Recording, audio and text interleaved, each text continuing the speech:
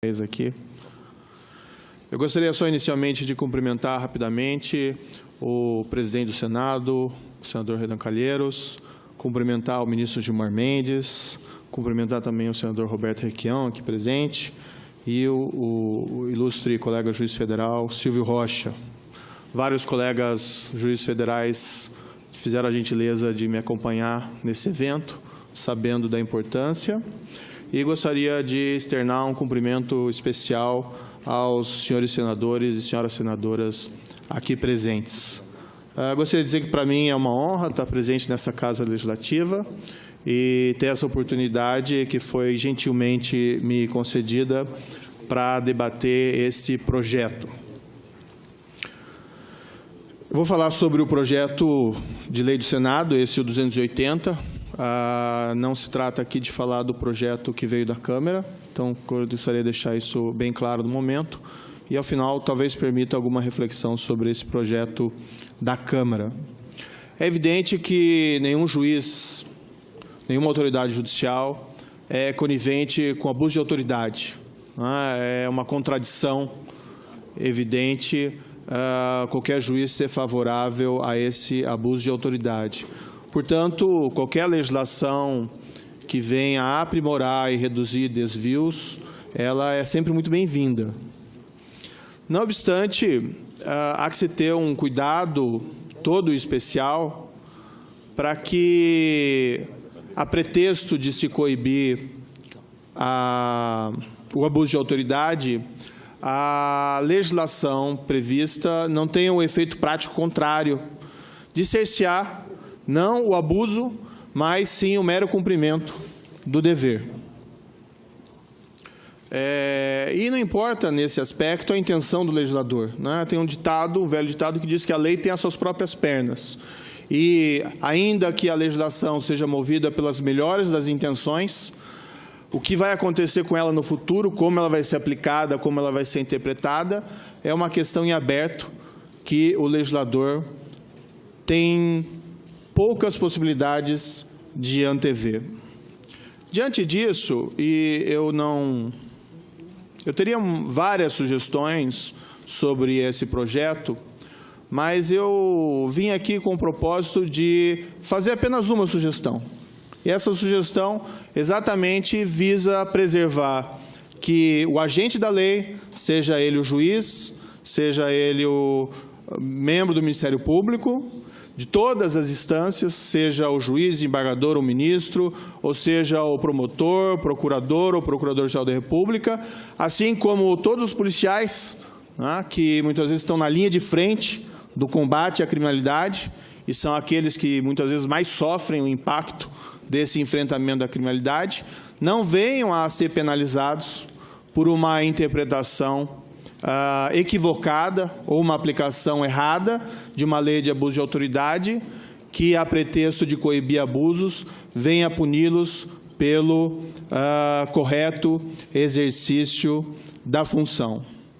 E, nesse aspecto, na minha sugestão, eu fico muito feliz por falar nessa casa e sobre a estátua do nosso jurista, maior advogado, e que foi também um notável senador, um dos pais fundadores da República, o advogado Rui Barbosa. Rui Barbosa, como adiantou aqui o colega Silvio Rocha, um dos nossos pais fundadores, ele, no final do século XIX, assumiu uma causa em que um juiz de direito do Rio Grande do Sul, Alcides Mendonça Lima, havia sido condenado, naquele tempo, por abuso de autoridade. O Alcides Mendonça Lima, ao decidir um caso concreto, ele entendeu que uma lei, então, promulgada no Rio Grande do Sul, uma lei estadual, era inconstitucional, porque ela estabelecia um regramento do Tribunal do Júri que ele reputava incompatível com a garantia da instituição do júri prevista na, então, Constituição de 1891, no artigo 72. Por exemplo, dizia que o voto dos jurados não seria mais secreto. E isso submetia os jurados, com aquele voto aberto, a pressões econômicas, locais, de interesses poderosos nas localidades onde os júris seriam desenvolvidos. E o Alcides Mendonça Lima, na primeira oportunidade que teve de decidir um caso, de aplicar essa lei estadual ao caso, disse: a lei é inconstitucional. Na época, o presidente do Estado, o Júlio de Castilhos, ficou revoltado com a posição daquele juiz e oficiou ao então Superior Tribunal de Justiça do Rio Grande do Sul, solicitando, e as expressas palavras dele fosse que o juiz faccioso fosse punido, nem processado, fosse punido. E ele foi, de fato, condenado pelo então crime de abuso de autoridade, que constava no primeiro Código Criminal Republicano, artigo 226, por abuso de autoridade. Rui Barbosa, advogado, mas ciente da importância para o funcionamento da justiça, da independência da magistratura, assumiu essa causa e levou essa causa até o Supremo Tribunal Federal. Apresentou um texto que depois se tornou célebre, o Júri e a Responsabilidade Penal dos Juízes, no qual ele defendeu, com todo o vigor e a eloquência de Rui Barbosa, que todos nós conhecemos, defendeu que divergências na interpretação da lei não poderiam ser jamais criminalizadas, sob pena de transformar o juiz em um servo, sob pena de retirar aquilo que é um dos fundamentos da liberdade de qualquer nação, que é uma justiça independente. Então, com essa defesa do Rui Barbosa, isso vejam lá em 1896, ela foi acolhida pelo Supremo Tribunal Federal, restou sepultado entre nós, há mais de um século, a possibilidade do crime de hermenêutica. Isso foi uma conquista da República Brasileira que jamais se pode pensar em deixar a perder no presente momento. Nessa linha, ouvindo vários colegas magistrados e também tendo presente as minhas próprias preocupações, urge um dispositivo, uma salvaguarda nesse projeto de lei que limite a possibilidade da reinstituição entre nós do assim chamado crime de hermenêutica.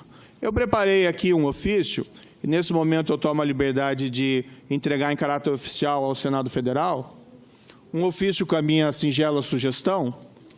Eu peço escusas que não trouxe cópias para todos os presentes da mesa, mas gostaria de passar aqui para o ministro Gilmar Mendes e também para o senador Requião, em que eu veiculo essa sugestão, que seria a simples adição de uma norma de salvaguarda nesse projeto, com o seguinte texto bastante singelo: não configura crime previsto nessa lei a divergência na interpretação da lei penal ou processual penal, ou na avaliação de fatos e provas.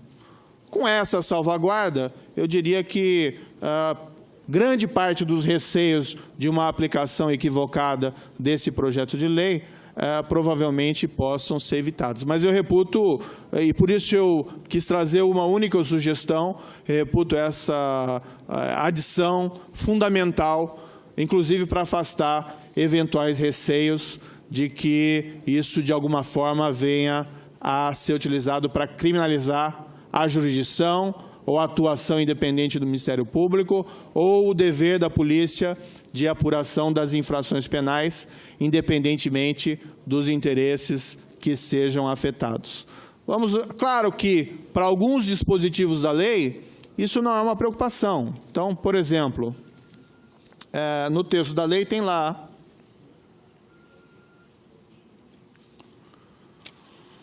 artigo 19. Constranger preso com o intuito de obter vantagem ou favorecimento sexual. Não há nenhuma dúvida quanto a esse tipo penal, que se alguém cometer qualquer conduta dessa espécie, comete abuso de autoridade. Mas existem outros tipos que não são assim tão óbvios e que podem sugerir essas dificuldades. Para colocar um exemplo que não diz respeito ainda à magistratura, mas um exemplo muito simples e que afeta, inclusive, aqueles que estão lá na linha de frente do combate à criminalidade. O artigo 15. Submeter o preso ao uso de algemas ou a de qualquer outro objeto que lhe restrinja ou impeça a locomoção, quando não houver resistência à prisão, ameaça de fuga ou risco à integridade física do próprio preso ou de terceiro. Ninguém discorda dessa norma. Ninguém discorda que as algemas devem ser utilizadas apenas em casos necessários. Mas a grande indagação é: a quem cabe fazer essa avaliação? Ao juiz, sentado na sua poltrona confortável no seu gabinete? Ou ao senador, que elabora um projeto de lei contendo uma norma dessa espécie? Ou ao policial, que vai realizar aquela prisão e aquela locomoção, e tem, muitas vezes, sem qualquer espécie de informação mais concreta a respeito do comportamento do preso, decidir naquele momento se utiliza ou não utiliza algemas em relação àquele preso. E o que a lei faz é estabelecer que, se ele comete um erro de avaliação, se ele eventualmente utiliza a algema, em um caso que se mostra desnecessário, fica sujeito a uma ação penal por crime de abuso de autoridade. Então é importante, se for manter uma norma dessa, que diz aí claramente que a algema só deve ser utilizada em casos necessários, mas que haja uma salvaguarda ao policial para que ele não seja penalizado se eventualmente ele cometeu um erro de interpretação ou de avaliação dos fatos quanto à necessidade ou não da utilização dessas algemas. No contrário, o policial eventualmente vai utilizar o caminho mais fácil para não ser responsabilizado, ou seja, não utilizar as algemas, e eventualmente o que pode acontecer se era um caso em que ela era realmente necessária. Da mesma forma, um dispositivo do artigo 30. Dar início ou proceder à persecução penal, civil ou administrativa, sem justa causa fundamentada.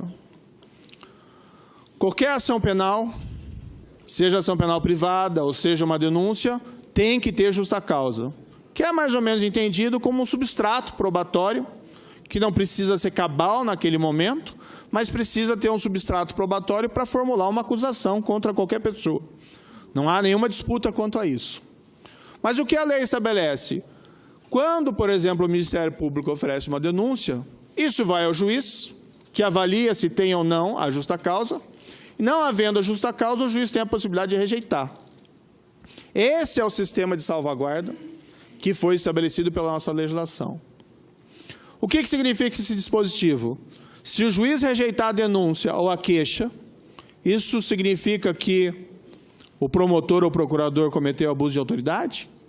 Ou será que não houve apenas uma divergência de avaliação de fatos e provas?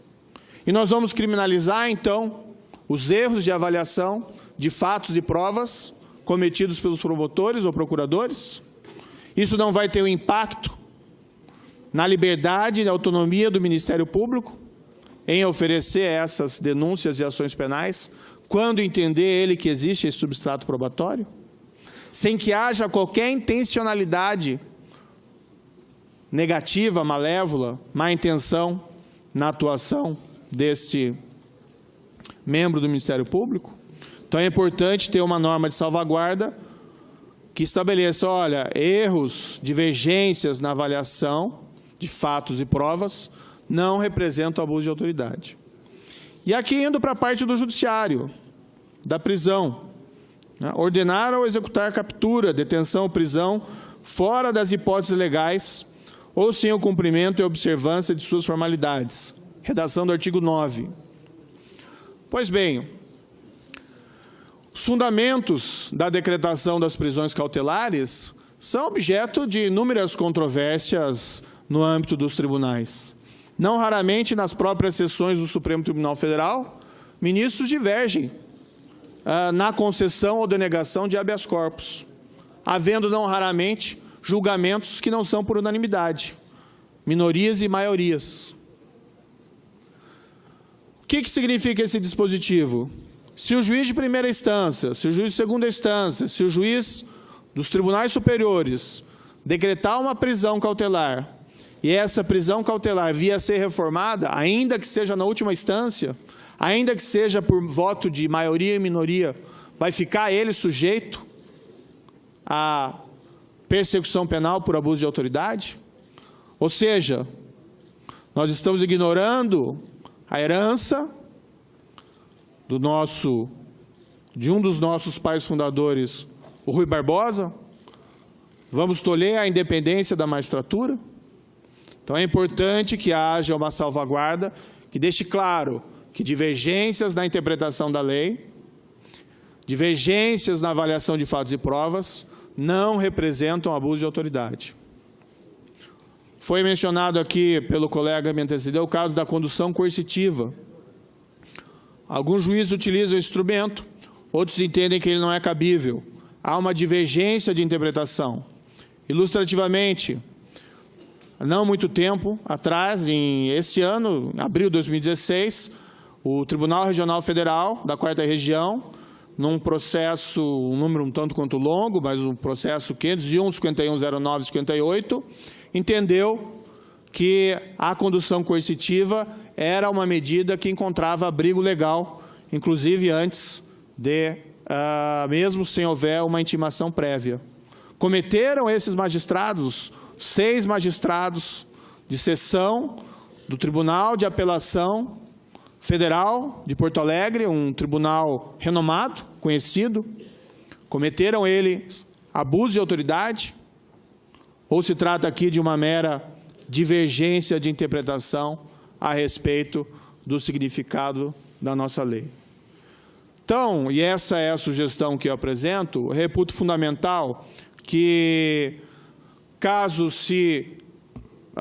seja a decisão, e é a decisão soberana dessa Casa Legislativa, do Parlamento, caso haja essa realmente intenção de atualizar a lei de abuso de autoridade, que essa lei seja muito bem refletida. Há inúmeras sugestões, eu vi sugestões do Ministério Público, eu vi sugestões da Associação de Juízes, tive conhecimento, inclusive, de um substitutivo apresentado. Eu acho que isso tudo tem que ser objeto de uma ampla deliberação, para que não sejam tomadas aí decisões precipitadas a respeito de um tema tão delicado, que trata indiretamente da independência da magistratura, a autonomia do Ministério Público e do dever do agente policial de cumprimento da lei. Mas, em qualquer aspecto, é essencial que uma norma de salvaguarda, como essa aqui sugeri, invocando aqui, com toda a humildade, o espírito, o trabalho e o exemplo do maior jurista brasileiro, pai fundador da República, também senador Rui Barbosa, nos ensinou isso ainda no século XIX. Ou seja, não configura crime previsto nessa lei a divergência na interpretação da lei penal ou processual penal ou na avaliação de fatos e provas. Também tem alguma preocupação, e aqui faço ela com uma preocupação externa, essa preocupação com todo respeito, que talvez não seja o melhor momento para a deliberação a respeito de uma nova lei de abuso de autoridade, considerando o contexto, que existe uma investigação importante, não só a chamada Operação Lava Jato, mas várias outras investigações importantes, e talvez, independentemente das intenções dos ilustres senadores e senadoras, uma nova lei de abuso de autoridade poderia ser interpretada no presente momento como tendo o efeito prático de tolher investigações e persecuções penais. Faço essa sugestão, presidente, com extrema humildade, Não me cabe aqui censurar o que deve o Senado ou não deve o Senado deliberar, mas eu acredito que talvez não seja o melhor momento e o Senado Federal pode passar uma mensagem errada à sociedade brasileira. O que se assiste é a sociedade brasileira ansiosa diante de casos graves de corrupção que vêm sendo revelados, não só nessa Operação Lava Jato, mas pelo trabalho de investigação de policiais, de membros do Ministério Público e com a atuação de magistrados espalhados em todo o país. O que a sociedade anseia no presente momento é um enfrentamento mais efetivo, claro que com o resguardo dos direitos fundamentais e do devido processo legal, mas desse tipo de criminalidade. E a aprovação de um projeto nesse presente momento poderia dar uma mensagem errada à sociedade. Essas são as considerações a fazer a respeito do projeto de lei do Senado. E aqui me permito, porque chegou ao Senado esse recente projeto da Câmara, que tem algumas disposições similares, uma breve reflexão, e caminho realmente ao final. Não quero também censurar a Câmara de maneira nenhuma, mas esse tipo de provisão, como foi colocado no chamado projeto das 10 medidas, que acabaram se tornando medidas em número muito menor, mas, enfim, essa provisão no projeto da Câmara de crime de responsabilidade para juízes e promotores teria que ser objeto de um debate, uma reflexão maior por parte do Parlamento, seja da Câmara ou seja do Senado. Essas emendas, e aqui não quero ser ofensivo, mas de certa maneira retrata um pouco o que aconteceu, emendas da meia-noite que não permitem uma avaliação por parte da sociedade, que não permitem um debate mais aprofundado por parte do Parlamento, não são apropriadas tratando de temas assim tão sensíveis. E aqui fica até em comparação o elogio ao Senado. Esse projeto está sendo debatido com abertura, com transparência, e eu acho que isso tem que ser a postura dessa Casa, principalmente envolvendo esses temas tão sensíveis. Então, a minha sugestão é que esse projeto que foi aprovado na Câmara, responsabilidade dos juízes promotores, eu tenho severas críticas, eu acho que tem coisas ali que não tem nem cabimento falar em crime de responsabilidade, como juiz que acumula mais um cargo de magistério. Isso é algo que é proibido pela lei e merece, sim, censura. Mas crime, crime. É crime o juiz acumular outro cargo de professor? Ou o juiz externar opinião? Estamos, então, criminalizando a opinião? Eu concordo que o juiz não deve opinar sobre casos pendentes, ainda que perante outros foros, mas criar um crime, me parece que é um tanto quanto exagero. Além disso, também naquele projeto, alguns tipos abertos, juiz ou promotor que viola o decoro, que é algo que não sabemos exatamente o que significa, erigido à conduta criminosa. Ou seja, tem que se tomar todo um cuidado para evitar a criminalização do exercício da jurisdição, o exercício da autonomia do Ministério Público e também da vinculação do agente policial à lei. Não digo isso por conta da Operação Lava Jato, não digo isso por conta de qualquer outra operação, mas digo isso porque esses são fundamentos nos quais se esteiam a nossa liberdade, independência da Justiça, autonomia do Ministério Público e vinculação da polícia à lei, assim como nossa liberdade se esteia na soberania da Constituição e também na liberdade e na soberania constitucional, limitada pela Constituição apenas, dessas casas legislativas.